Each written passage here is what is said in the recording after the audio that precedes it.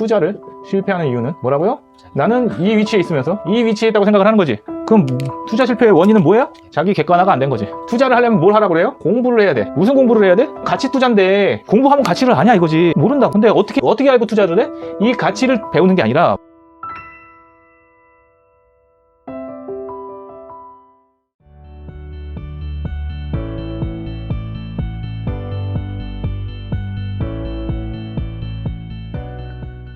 네, 안녕하십니까. 오늘은 투자자의 자질, 부동산을 하기 위한 투자자의 자질에 관한 이야기를 해보도록 하겠습니다. 물론 투자자의 마인드는 부동산뿐만이 아니라 뭐 주식도 그렇고 여러 가지가 필요합니다. 하지만 이제 부동산 쪽에서의 투자자는 어떻게 가야 되나 말을 좀 보도록 하겠습니다. 원전은 뭐냐면은 무엇이 필요하냐. 이게 자질이라는 것은 나의 성격이잖아. 뭘 갖춰야 되나 했을 때 예측 가능성을 가지고 있어야 투자를 한다는 거야. 그럼 이 예측 가능성이 어떨 때 그런 거야? 자, 내가 뉴스를 봤어요. 뉴스를 보고 저기 투자해야겠다. 그러면 이건 예측 가능성이 있는 거야, 없는 거야? 늦은 거지. 그런데 뭐는 있어야 돼? 나는 알고 남은 모르는, 이거를 알아야 된다. 나는 알고 남은 모르는 가치를 예측 가능성이라고 그러거든. 예측 가능성이 높을수록 어떻게 되는 거야? 투자 피라미드의 꼭대기에 있는 거죠. 투자를 실패하는 이유는 뭐라고요?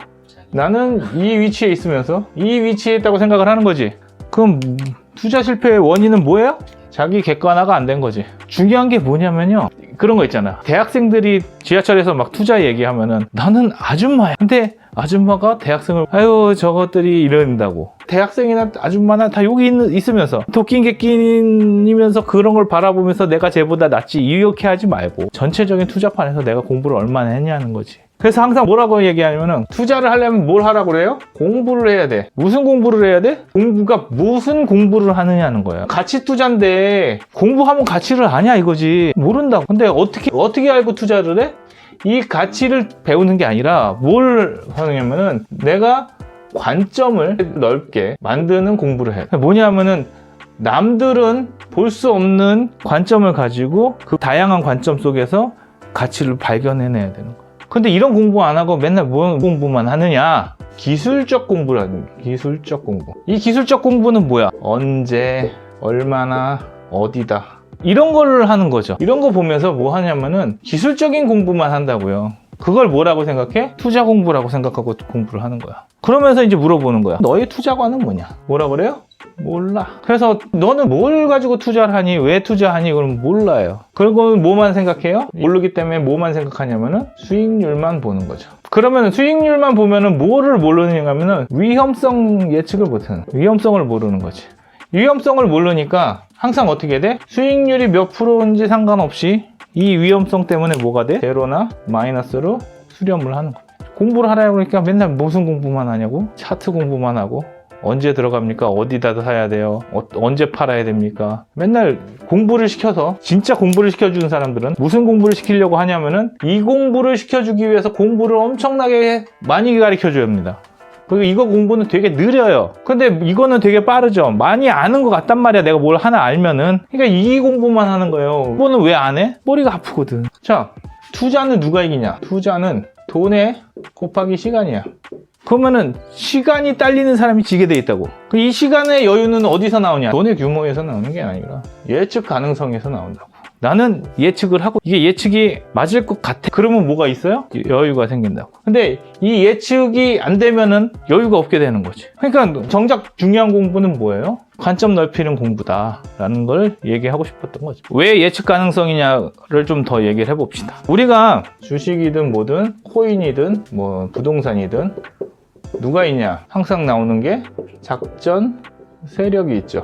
아니면 기관 투자가 있다고. 이 사람들한테 맨날 누가 이 사람한테 물리는 게 개미라는 거지. 이 개미와 이 기관 세력과의 차이는 뭐야? 그럼 우리는 이 정보를 막 찌라시처럼 알기를 원하는데 이런 정보는 누가 먼저 알게 돼 있어? 이쪽을 거쳐서 우리 쪽으로 오는 겁니다. 우리 쪽으로 바로 오는 게 아니라 이쪽으로 거쳐서 흘러서 들어오는 거야. 그러면 이 사람들이 먼저 뭐를 알아요? 정보를 알고 얘네가 정보 알 때쯤 얘네들은 뭘 해? 예측을 하는 거지. 이 예측에 당한다는 거야. 그러면은 투자를 한다는 건 뭐야? 이 사람들이 보지 못하는 걸 얘네가 보기 때문에 투자를 하는 거죠. 근데 개미들은 항상 뭐라고 생각하고 있어? 내가 이 위에 있다고 생각을 한다. 그럼 투자가 돼요? 안 돼요? 안 된다고. 그러니까 뭘 알기 위해서? 내가 예측 가능성을 늘리기 위해서는 정보의 우위가 필요한 거고, 또 하나는 시간의 여유를 갖기 위해서요. 우리가 예측이 가능하면 이거가 어떻게 될 것이다 라는 걸 알면은 그 다음부터는 어떻게 돼? 하든 뭘 하든 한단 말이지. 근데 이게 어떻게 될지 모르니까 뭐 하는 거야? 맨날 조금만 보고 계속 차트만 보고 앉아 있는 거지. 그래서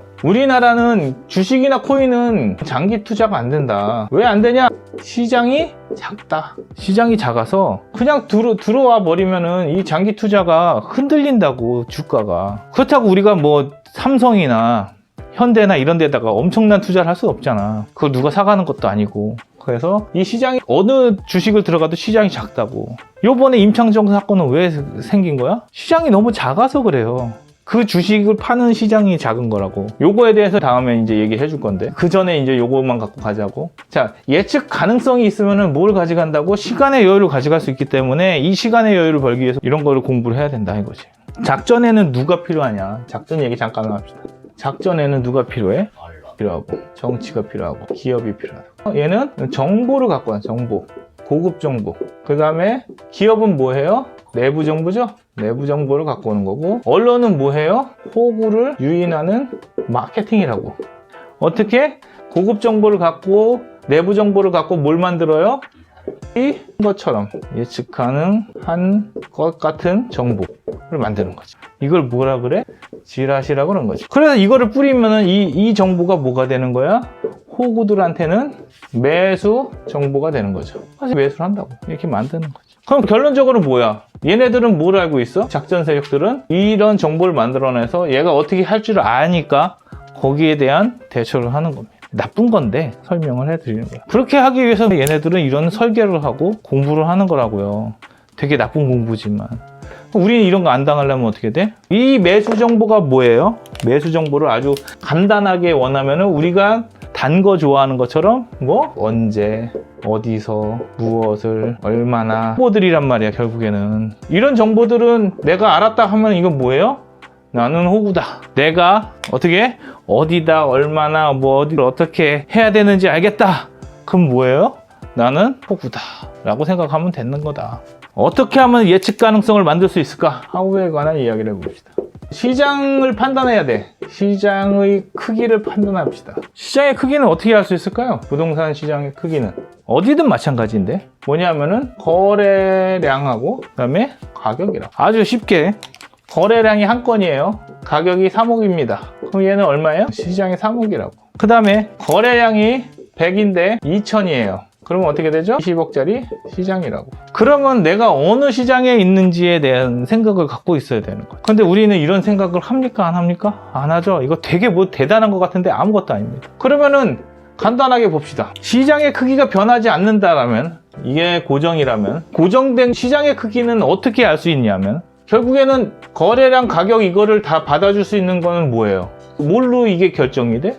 돈의 규모란 말이에요.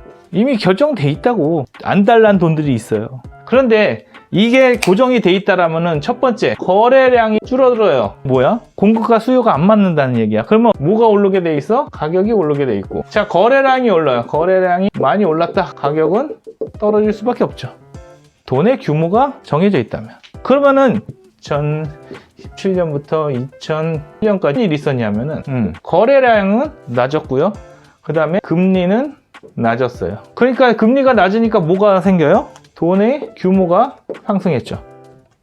사람들이 빌려올 수 있는 데가 많았단 말이야. 그래서 뭐가 높아졌어? 거래량이 없어지니까 가격이 상승했다. 어쨌든 간에 금리가 떨어진다라는 것은 뭐냐면은 돈의 유통이 커지는 거죠. 그래서 돈의 규모가 커지고 거래량은 떨어지니까 뭐가 상승할 수밖에 없어? 가격이 상승할 수밖에 없는 거. 그리고 모두 묶거나 거래할 수 없도록 법이 다 묶였죠.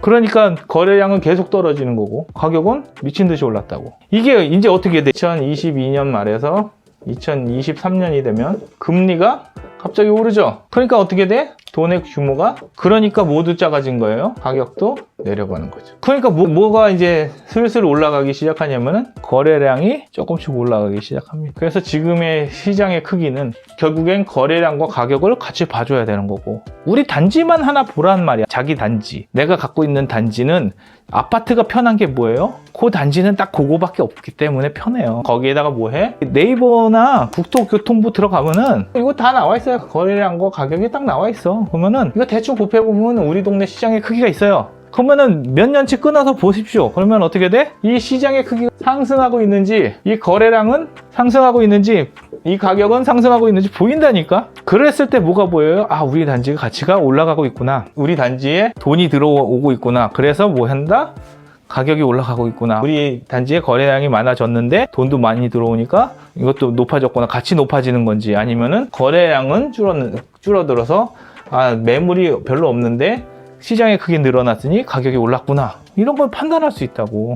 간단하게 예측 가능성만 보여준 건데, 이런 예측 가능성 하나조차도 본인이 공부를 하냐 이거지. 안 하지. 뭐만 해. 어디 찍어? 좋을까요? 막 이런다고요. 그런 예측 가능성 하나 없이 부동산 투자하면 어떻게 돼요? 호구가 된다. 그래서 간단한 거지만은 마인드를 한번 돌려보는 입장에서 한번 투자자의 자질에 대해서 얘기해봤고, 우리는 뭘 해봐야 돼요? 예측 가능성을 공부해야 된다. 이거는 지금 하나입니다. 하나. 되게 작은 하나예요.